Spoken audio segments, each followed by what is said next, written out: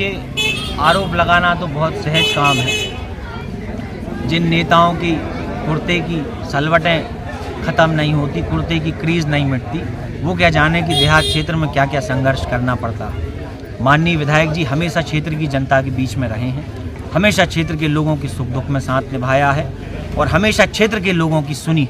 जो व्यक्ति अच्छे मन से क्षेत्र के भले के लिए काम करना चाहता है, उसका साथ उन्होंने हमेशा दिया है और उसी अपेक्षा के साथ हमेशा वो कह रहे थे कि हमसे कभी सहयोग नहीं मांगा।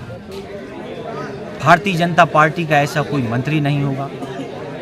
भारतीय जनता पार्टी की सरकार में माननीय मुख्यमंत्री भी इसके साक्षी कि माननीय विधायक जी क्षेत्र की हर एक बात को लेकर के बार बार जो हमारे जनप्रतिनिधि हैं, जो हमारे मुख्यमंत्री महोदय हैं, इनसे लड़ते झगड़ते आए हैं कि साहब हमारे क्षेत्र में ये काम दीजिए। ये तो उनका द्वेषपूर्वक रवैया था। वो इस क्षेत्र के लिए कुछ देना ही नहीं चाहते थे। तो जब दिया नहीं, इस क्षेत्र के लिए कुछ देना नहीं चाहते, तो लोग प्रश्न ना करें इस भय में उनने ये कहना शुरू कर दिया कि विधायक जी ने हमसे कुछ नहीं मांगा। विधायक जी के साथ साथ आप पर भी आरोप लगाए गए हैं कि जितने काम है विधायक जी के सारे मतलब बाबूजी हैंडल करते हैं और बाबूजी की उम्र अभी लगभग 35 साल है, मगर बाबूजी कहाँ से बने और कैसे बने, जिनको 90 साल का बुजुर्ग भी बाबूजी नाम से पुकारता है, उनको इस नाम से भी चिढ़ है।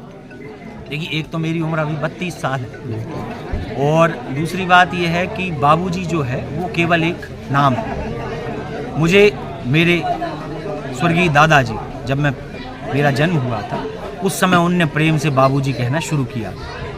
तो जिस दिन से मैं पैदा हुआ हूँ उसी दिन से वो मुझे बाबूजी कह रहे हैं और उनकी मर्यादा में गांव के लोग कहा करते थे और ये प्रेम का नाम बन गया। ये नाम नेतागिरी में, राजनीति में जब विधायक जी विधायक बने उसके बाद नहीं आया।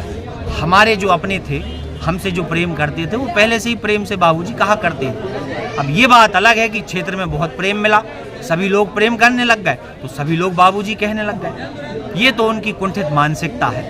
मूल मुद्दों की बातें करनी चाहिए। इस क्षेत्र के लिए उनकी पार्टी ने क्या किया। कहीं ना कहीं भारतीय जनता पार्टी को बाबूजी के नाम का भय है। अगर वो रात में सोते होंगे तो उनको शायद बाबूजी के नाम के सपने आते होंगे कि बाबूजी के माध्यम से हम उदयपुरा विधानसभा हार रहे हैं। नहीं, मुझे नहीं लगता कि उन्हें मेरे नाम का भय है।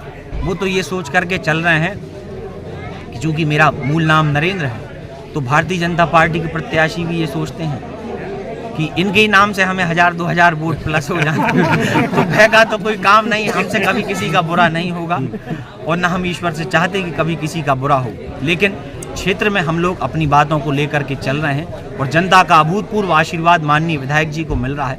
जो उन्होंने क्षेत्र में मेहनत की है, जो उन्होंने क्षेत्र के लोगों के साथ आत्मीय संबंध बनाए हैं, उसका अभूतपूर्व आशीर्वाद माननीय विधायक जी को मिल रहा है और वो एक बहुत बड़े विशाल जनसमूह के आशीर्वाद के साथ बड़ी जीत की ओर अग्रसर है। भारतीय जनता पार्टी तो कह रही है कि कांग्रेस पार्टी मुश्किल से 50 सीटें मध्य प्रदेश में जीत पाएगी।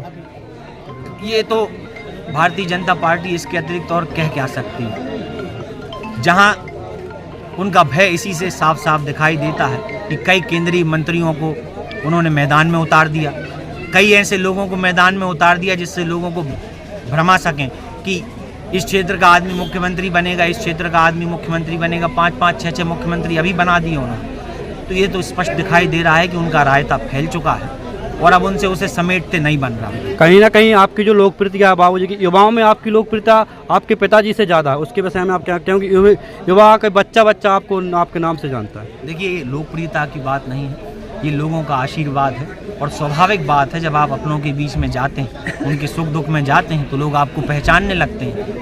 अब भारतीय जनता पार्टी के लोगों के साथ ये समस्या है कि वो इतने मदान हैं, इतने अहंकार में हैं कि उन्हें हमेशा इस बात का अहंकार रहा कि हम तो घर बैठे चुनाव जीतेंगे। इस बार घर बैठ नहीं पा रहे हैं, बार बार घूमना पड़ रहा है, तो उनकी कुंठा इन सब बातों से निकलती है। धन्यवाद।